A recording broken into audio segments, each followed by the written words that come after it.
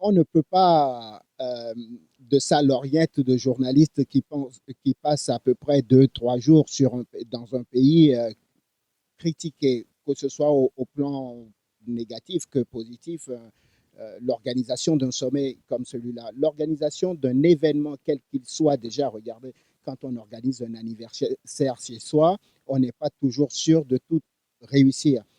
La sécurité est là. Nous sommes en sécurité. Les choses ont été, je ne dirais pas parfaites, parce qu'il n'y a pas d'œuvre humaine parfaite, mais je pense que le Togo a montré que sur la scène internationale, c'est un pays qui revient dans la diplomatie internationale. Le Togo a montré sa capacité à accueillir le monde, parce qu'il n'y a pas que les Africains qui sont présents à ce sommet, et c'est une bonne chose. Moi, ça me rassure.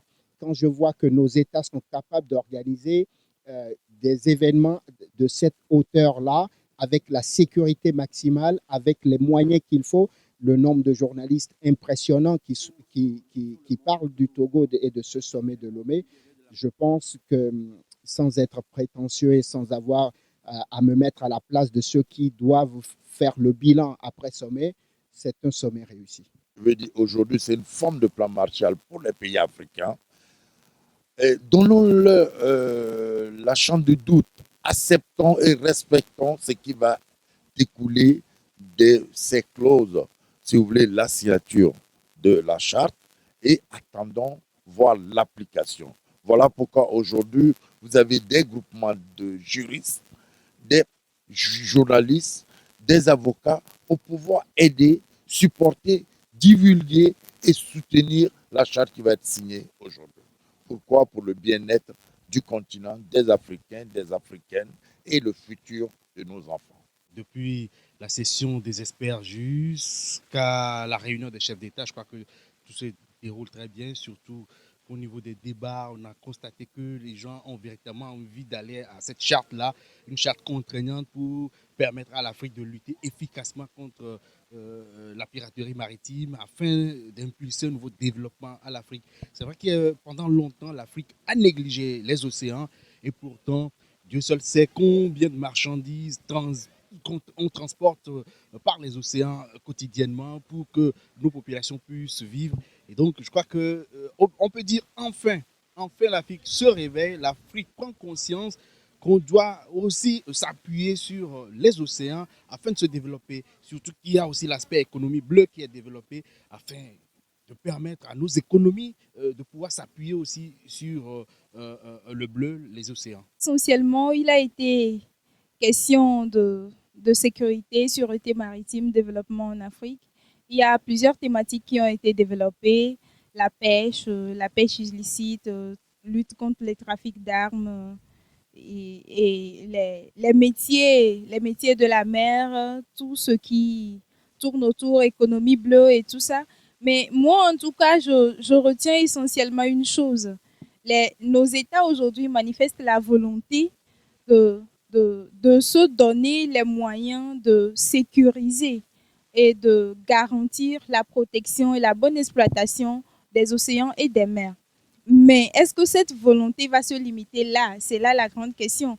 Donc, je ne saurais dire qu'aujourd'hui, l'initiative est sans doute bonne et innovatrice. Et comme le chef de l'État, Faisal Zimnania Singbe, l'a dit dans son discours de bienvenue, que c'est un prolongement de tout ce qui a été fait. Mais est-ce que ça va continuer par être des prolongements sans action concrète?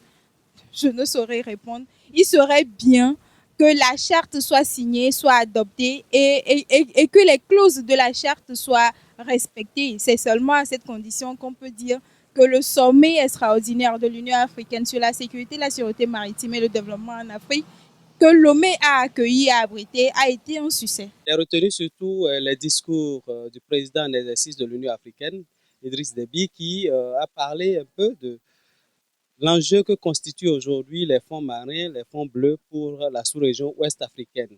Si on sait que 90% de leurs exportations passent donc par la mer, il y a lieu de sécuriser ces zones-là parce que les pirates, qui se foutent pas mal de tout principe, constituent un danger aujourd'hui pour l'exportation des produits des pays, aussi bien de l'Interland que des pays côtiers. Donc, les présidents, les chefs d'État de l'Union africaine ont pris conscience de la chose et ont décidé donc de signer une charte pour formaliser un certain nombre de décisions en vue de sécuriser les mers pour le bien-être aussi bien des pays côtiers que des pays de l'Interland. L'autre chose, c'est que c'est une source de création de l'emploi. Et donc, ils ont perçu la réalité de cela, plus de 10%, 10 à 20% de création d'emplois lorsqu'on sécurise les eaux pourront donc permettre au pays de régler un peu, de résolver un peu les questions de chômage des jeunes.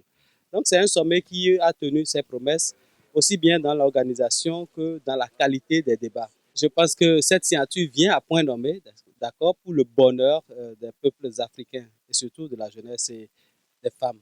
Aujourd'hui, le développement de nos pays africains se repose en partie sur l'ouverture sur la mer.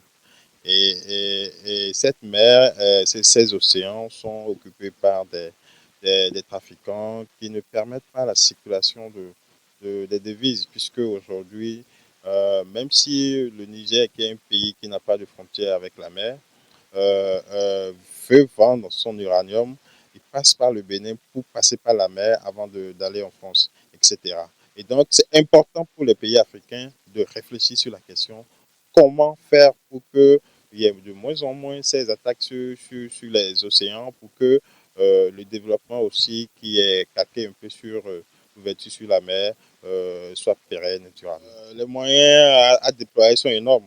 Je pense que l'Union africaine, au-delà des États individuellement, doit pouvoir créer le mécanisme pour que ce financement se fasse, parce que c'est vrai que les pays africains individuellement n'ont pas forcément les moyens, on le sait. Mais en plus, on peut allier, j'ai vu ici l'Union européenne, j'ai vu les États-Unis, j'ai vu plein d'autres partenaires qui peuvent toujours, dans l'intérêt que l'océan est partagé par tout le monde, venir en aide à ces pays africains qui aujourd'hui ont le réflexe de réfléchir, parce que par le passé, ça n'avait pas été fait, aujourd'hui sur la question pour que les choses évoluent.